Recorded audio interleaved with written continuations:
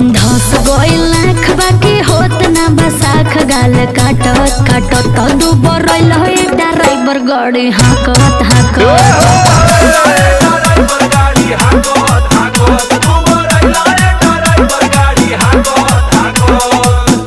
का करी तू इतना सुघर लागेली न।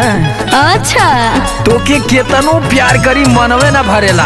अच्छा अच्छा ढेर मत फुसलाव। सही कहती पगली तोरे जवानी के कसम। सुन का मनवा तो करे वही घरी कूट देई धान। आयो दादा